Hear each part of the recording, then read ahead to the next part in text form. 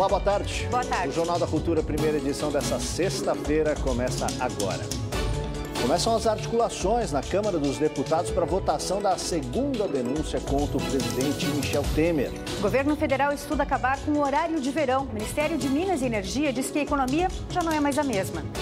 Famílias de classe média fazem ginástica para levar o salário ao final do mês. Escolas e planos de saúde tiveram um aumento bem acima da inflação, o que já compromete a renda para o ano que vem. O drama que comoveu o mundo no terremoto do México era mentira. Autoridades mexicanas desmentem a informação falsa sobre menina que teria sido encontrada com vida entre os escombros. Buscas por outros sobreviventes continuam. No quadro Linha de Frente, o Sarauzinho, uma trupe que visita escolas e faz das crianças protagonistas das próprias histórias. No esporte, mais uma edição dos Jogos Escolares da Juventude em Curitiba. O maior campeonato nacional estudantil. Mas e para segurar essa molecada? A gente vai mostrar a importância do trabalho dos técnicos em ação.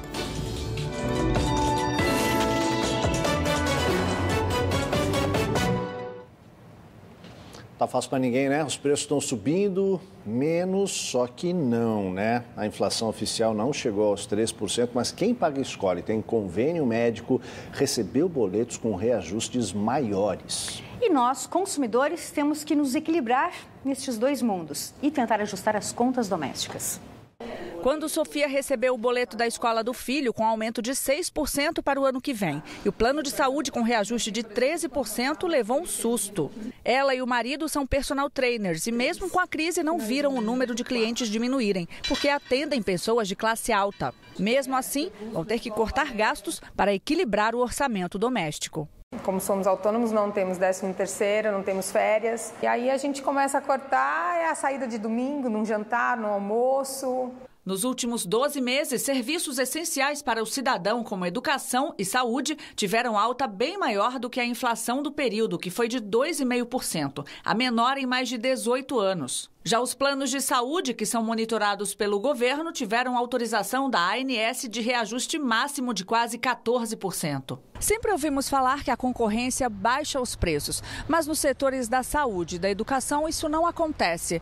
Isso porque os critérios para a escolha da escola e do plano de saúde são mais complexos e a mudança de fornecedor acontece de forma mais lenta, ao contrário, por exemplo, dos setores da alimentação e do vestuário. No caso do alimento, você compra um produto mais barato, você vai para o supermercado mais barato. Este economista explica ainda que, além do cenário político conturbado, o ritmo lento da atividade econômica também ajuda a controlar a inflação.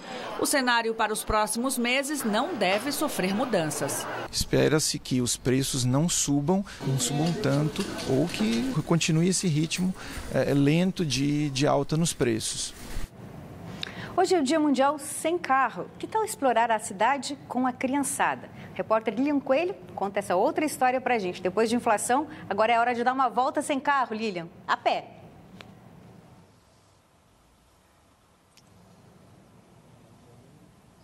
Você me escuta, Lilian? Oi, boa tarde, Ana. Boa tarde a todos. O coletivo Engatinhada Urbana quer mostrar justamente isso, a importância de ocupar a cidade, ocupar as ruas a pé, principalmente com os pequenos. A gente tem ali, olha, a Heloísa Helena, que é urbanista, e o filho dela, de 7 meses, Francisco, estão participando da campanha No Dia Sem Carro, Vou de Carrinho. Mas, olha, encontrou alguma dificuldade ali? Tá difícil andar de carrinho porque as calçadas não contribuem. Mas isso é um trabalho, olha, para o Superando, que é o super-herói dos caminhantes. A gente vai conversar com ele aqui. Deixa eu chegar mais pertinho. Como é que surgiu essa campanha Superando? No Dia Mundial Sem Carro, Vou de Carrinho, estou aqui superando, junto à Engatinhada Urbana, para defender o direito dos pedestrinhos. Uma cidade caminhável, inclusiva, acessível, é boa para todo mundo. Do neném à vovó, avante caminhante, prioridade pedestrinho. É isso aí, muito obrigada. E olha, para saber mais ações de mobilidade urbana, é só acessar essa página que aparece aqui embaixo da sua tela, a página do Facebook. É com vocês aí no estúdio. Superando, né? Tá bom, tá valendo. O governo federal estuda acabar com o horário de verão. Quem tem outros detalhes pra gente é a repórter Adriana Simino. Oi, Adriana, boa tarde. Oi, Ana, boa tarde para você, boa tarde para todo mundo. O Ministério de Minas e Energia diz que os hábitos dos brasileiros mudaram, principalmente no que diz respeito ao consumo de energia elétrica, e por isso o horário de verão não seria mais necessário. Eu converso agora com o José Aquiles Baesso Grimoni, que é professor do Departamento de Engenharia da Energia e Automação Elétrica da Escola Politécnica da USP. Professor, o que pode acontecer se o horário de verão realmente for suspenso nesse ano? Então, o horário de verão foi criado para tentar reduzir o consumo, né? Tem números aí históricos da ordem de 4%, mas a população, como foi comentado pela própria declaração do Ministério, já se adaptou a esse horário, mas existe também um impacto na vida das pessoas, né? Nos horários, das empresas, do sistema de televisão, rádio, as empresas aéreas. Então, todo esse impacto causado pelo horário de verão realmente causa um transtorno, e o governo, acho que se sentiu sensibilizado por isso, e os ganhos relativamente pequenos que podem ser absorvidos, e resolveu cancelar o horário de verão, né? Então, acho que a ideia é que o governo tem como absorver esse ganho mínimo de outras formas, né? Tá ótimo, obrigada pelas suas informações. Por enquanto, o horário de verão está mantido e a previsão de início para ele é 15 de outubro para 10 estados no Sul, Sudeste e Centro-Oeste. Obrigada, Adriana, pelas suas informações. Agora a gente fala das articulações políticas em Brasília. Segundo a denúncia da Procuradoria-Geral da República contra Michel Temer, entregue e começa a tramitar na Câmara dos Deputados. Temer terá que enviar agora a defesa contra as acusações do ex-procurador-geral Rodrigo Janot de obstrução de justiça e organização criminosa. Pois é, isso também com um novo advogado, sabe por quê? Antônio Mariz decidiu deixar a defesa do presidente Temer por questões éticas. Ele também atuou na defesa de Lúcio Funaro, delator da Lava Jato, que diz ter 110% de certeza que Temer e Eduardo Cunha receberam propina. Já estava escuro quando o oficial de justiça chegou com a denúncia contra o presidente Michel Temer. Isso deu início ao seguinte trâmite na Câmara. Como primeira providência, Temer será notificado a apresentar a defesa no prazo de 10 sessões do plenário. Assim que a defesa de Temer for apresentada, a CCJ terá prazo de até 5 sessões para se manifestar. Qualquer que seja a decisão da CCJ, a denúncia segue para discussão e votação em plenário. Cada deputado será chamado para apresentar publicamente seu voto. A autorização para o Supremo processar o presidente só acontecerá se 342 deputados votarem a favor da denúncia.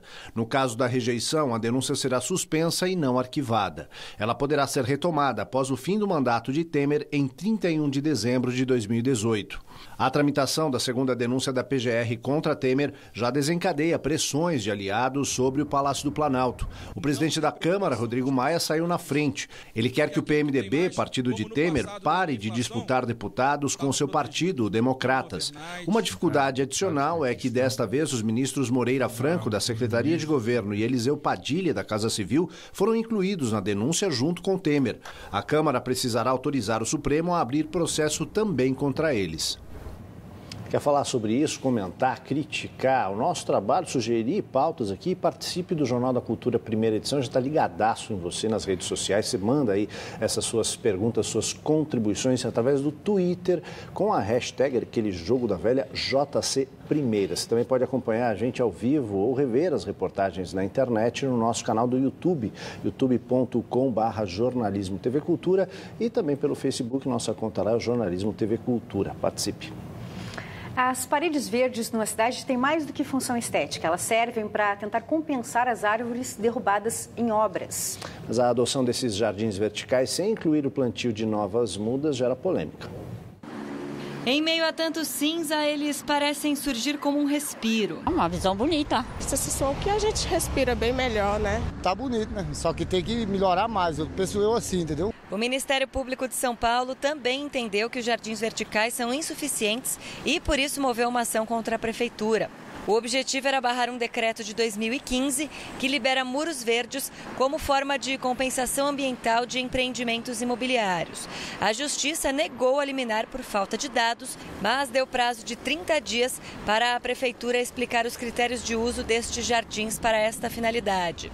Uma CPI na Câmara dos Vereadores sobre o assunto concluiu no ano passado que as paredes verdes não prestam os mesmos serviços ambientais das árvores. Os jardins verticais agradam os olhos, mas nem sempre se enxerga o que está por trás deles. Esse aqui da Avenida 23 de Maio foi implantado por uma empresa como forma de repor o corte de mais de 800 árvores de espécies nativas para a construção de prédios residenciais em 2013 na zona sul de São Paulo. Para a cidade, essa troca pode não ter sido muito vantajosa. Os muros verdes, para compensação, eles teriam que ser muito maiores do que eles foram feitos agora, porque eles não compensam ambientalmente, em vários aspectos, a retirada de árvores. Um estudo feito por esse botânico da USP comparou árvores e muros verdes. Por terem quase metade da estrutura formada por madeira, rica em carbono, eles têm capacidade de produção de oxigênio maior. Em uma mesma área, árvores têm o dobro de folhas que servem como umidificadores de ar. Diminuição da temperatura e da poluição, bloqueio do som e sombra também são mais significativos nas árvores. As plantas pequenas atingem seu potencial máximo em alguns meses. As maiores levam até 20 anos, mas também vivem mais. O preço da construção de 1 metro quadrado de um muro verde é R$ 800, fora a manutenção, enquanto uma muda que vai cobrir 36 metros quadrados custa R$ 150 e precisa de pequenos cuidados apenas no primeiro ano de vida. Para este botânico, o ideal seria dispor desses dois recursos como compensação ambiental. Se a gente tem prédios altos, as sombras ajudam a gente a ter noites mais frias ou menos quentes. A parede verde, nesse caso, pode ajudar bastante no futuro se a gente tivesse parede verde nos prédios. São Paulo tem 650 mil árvores nas ruas, mas ele poderia ter o dobro, o triplo disto, e isso ajudaria muito a população, principalmente a população das periferias em volta da cidade, onde a gente tem um baixo nível de arborização. A assessoria de comunicação da Prefeitura de São Paulo disse que o Poder Municipal vai apresentar as justificativas para implementar os jardins verticais como compensação ambiental no prazo de 30 dias dado pela Justiça. Bora para o esporte? Bora para o esporte. Aldo, Ana. Terminou nesta quinta-feira, após 8 dias de competição, mais uma edição dos Jogos Escolares da Juventude com recorde de participantes inscritos, quase 4 mil alunos de 1.400 escolas de todo o Brasil. Para comandar essa molecada, o papel dos técnicos foi fundamental. A reportagem é da TVE Paraná. Vamos ver. Você já deve ter ouvido a expressão que vida de técnico não é fácil. E aqui nos Jogos Escolares não é diferente. Durante as partidas, eles têm cada reação. Vibrar com o time, jogar com o time para que eles possam estar atentos o tempo todo, né? Para muitos desses atletas, disputar os Jogos Escolares é muito mais do que uma competição. É uma chance de tentar garantir um futuro no esporte. Procurar realizar os sonhos dos garotos aí, uma ótima oportunidade, vários olheiros aí de clubes. Muitos deles são do interior do estado. A gente já vem de uma classe mais pobre, a gente ofereceu uma bolsa de estudos. Além do esporte, a educação é fundamental. Teve equipe que viajou desfalcada por causa do baixo desempenho escolar. Esse ano mesmo a minha equipe veio sem 2 jogadores por conta disso. São atletas de 12 a 14 anos, muitos viajando pela primeira vez para competir. Os treinadores precisam ficar de olho também fora de quadra. Com certeza, ansiosidade, estão na flor da idade aí, criando aquela juventude, e muitas meninas também presentes na competição, a gente tem que estar cuidando sempre.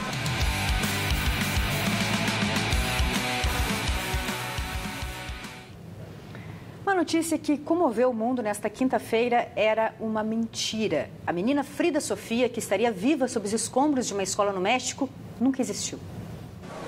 Horas depois que a notícia ganhou a imprensa mundial, a Marinha Mexicana pediu desculpas por ter divulgado que haveria uma aluna de 12 anos sob os escombros de uma escola que desabou. Chamada de Frida Sofia, ela teria sobrevivido ao se proteger debaixo de uma mesa de granito. A informação foi baseada em relatos de socorristas. A Marinha chegou a informar que a menina teria mexido a mão e pedido água debaixo dos escombros. tudo ficção. O subsecretário da corporação disse que não há mais crianças para serem resgatadas na escola. 19 foram retiradas sem vida e as outras estão em casa ou em hospitais. O terremoto que atingiu a região central do México já matou 280 pessoas. Vou te falar, não tem pós-verdade que explique uma coisa dessa, né? Falar de coisa boa, na linha de frente, no quadro Linha de Frente hoje, o projeto Sarauzinho, que rima música e literatura para a criançada. Nós acompanhamos a festa numa escola municipal na cidade líder, na zona leste de São Paulo.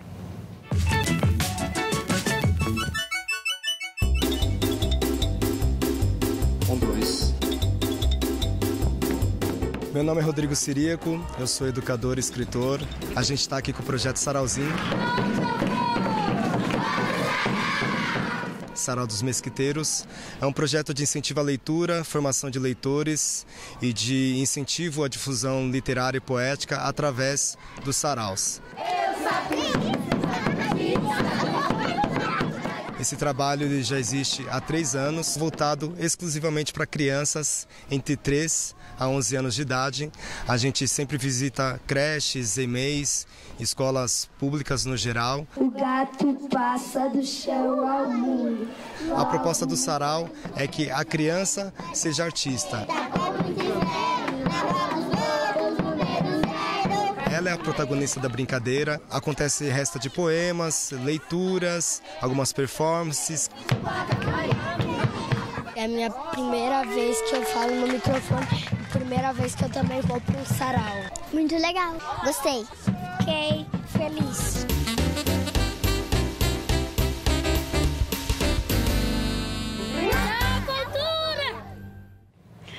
A seguir, no Dia Mundial Sem Carro, o esporte pula fora da van e roda o mundo em 2 rodas.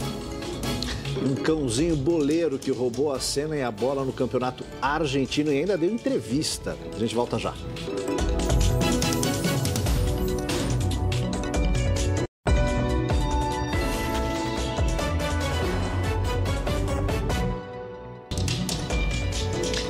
Há exatos 40 anos, 3.000 policiais militares invadiam o campus de Perdizes da PUC de São Paulo e prenderam quase 1.000 estudantes. Os alunos de várias universidades se reuniram para tentar a reorganização da União Nacional dos Estudantes contra a ditadura militar e, apesar da ação policial, o ato pode ser considerado vitorioso. E escutamos muito barulho de carro, de cachorro e, de repente, bombas também. Todo mundo ficou apavorado com aquele barulho, com o cheiro de fumaça. O relato é sobre o momento em que o encontro de 1977, que tinha como objetivo reorganizar a UNE, foi interrompido por uma investida truculenta de tropas da polícia, então comandada pelo coronel Erasmo Dias. Tem autoridade, ela tem que ser respeitada. Ato público está proibido, não admitimos passeata nem comício. Está todo mundo preso. E hoje vão ser enquadrados na Lei de Segurança Nacional. Íria estava entre as centenas de estudantes vítimas da violência. Para ela, o episódio ficou marcado na pele. Eu fui empurrada e quando eu vi, tinha uns degraus para descer e eu caí. E quando eu caí em cima de alguma coisa, né, que estava pegando fogo, porque eu senti uma ardência muito grande no joelho. Neste 22 de setembro, a invasão da polícia no campus da PUC São Paulo completa 40 anos. Foi aqui, em frente ao teatro da universidade, que começou o ataque contra estudantes durante a leitura de uma carta aberta. As reações de representantes da instituição ficaram tão marcadas na história quanto a violência empregada na ação. A própria instituição defendeu os alunos, né? Então, o Dom Paulo de Evaristo Armes, cardeal de São Paulo, e a reitora Nadir Kfouri. Eles prontamente repudiaram a invasão, deram todo o apoio aos alunos e professores, e aquilo foi, de certa forma, alguns dias foi uma virada na história do país, né? Porque a partir daquele momento ninguém recuou. A universidade foi ultrajada, não é? Nossos alunos, nossos professores, nossos funcionários indignamente tratados. E ressaltamos que, a nosso ver, numa universidade, o que deve prevalecer é justamente o aspecto educacional. Também por contar com a proteção da igreja, a PUC se consolidava como um espaço de resistência à ditadura. A semana que marca os 40 anos de invasão da universidade foi iniciada com a divulgação do relatório da Comissão da Verdade da PUC. Em um momento social e político tão delicado no país, a programação quer colaborar com o único caminho para que ações como essa não se repitam: o debate livre, plural e respeitoso. Muito daquilo ainda está vivo, não é? Muito daquilo tem desdobramento até hoje, em primeiro lugar. Então, pessoas estão aí, maneiras de pensar estão aí, que gerou aquela violência, não é, que nós vivemos. Por outro lado, acho que resgatando as lutas pela resistência, a gente resgata. Quais foram o sentido? Por que mesmo aqueles estudantes estavam brigando? Não é? Quais eram os sonhos que eles tinham? Eles servem para hoje? Boa reflexão essa. A gente está agora com as informações do Twitter, as mensagens que vocês mandam para a gente. Vamos carregar aqui as mensagens. A Juliana Ortega diz assim: tem gente que reclama quando começa, tem gente que reclama quando termina, mas se não tiver, todos reclamaremos juntos. Ela está falando do horário de verão, que a gente trouxe essa informação desse estudo do Ministério de Minas e Energia para terminar, suspender o horário de verão esse ano. A Beatriz Neves diz assim para a gente: horário de verão não pode acabar, espero o ano todo por ele. E o Sem Brasilidade, olha lá, diz assim: o carro é meu, eu uso quando eu quiser, preciso do Dia Mundial sem jornal. Muito bem, assim, um lugar democrático, um espaço que a gente permite, lógico, né, a sua opinião está registrada aqui. Dia Mundial sem carro e Dia Mundial sem jornal pode ser todo dia, né? É só deixar o carro em casa ou desligar. Não desligue, fique com a gente, continue comentando, hashtag JC Primeira. Dados da Secretaria da Saúde de São Paulo mostram que em 2016 houve uma queda acentuada no índice de gravidez de adolescentes no estado. Nas 30 casas do adolescente do estado de São Paulo, os jovens que quiserem podem receber apoio afetivo e orientações sobre sexo seguro. As oficinas e terapias em grupo são todas de graça.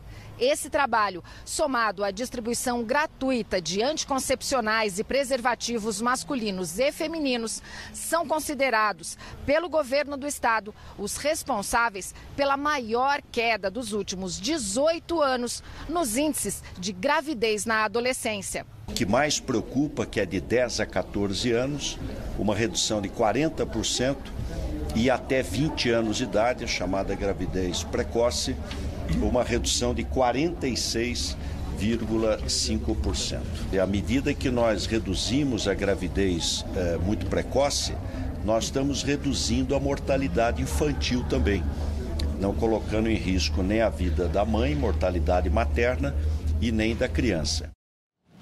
12h25, o Cine Esporte pega carona no Dia Mundial Sem Carro, a gente falou agora, e abandona a van. Em inglês, ditch the van. Dá uma olhada na nossa dica de hoje. O celista, cantor, compositor e ativista político norte-americano Ben Sollee passou muito tempo em turnês alucinadas, voando e dirigindo por todo o país. Ele estava estressado e isso estava afetando a sua saúde. Então Ben comprou uma bike cargueira, amarrou nela seu violoncelo e saiu em uma viagem de 5 anos e 8.000 quilômetros. Sua turnê Ditch the Van, Abandone a Van, teve perrengues como rodas quebradas, tornados e motoristas não muito amistosos. E levou o dobro do tempo, rendendo metade da grana de uma turnê tradicional. Mas ela também ofereceu experiências cheias de significado e um ritmo mais humano neste mundo frenético.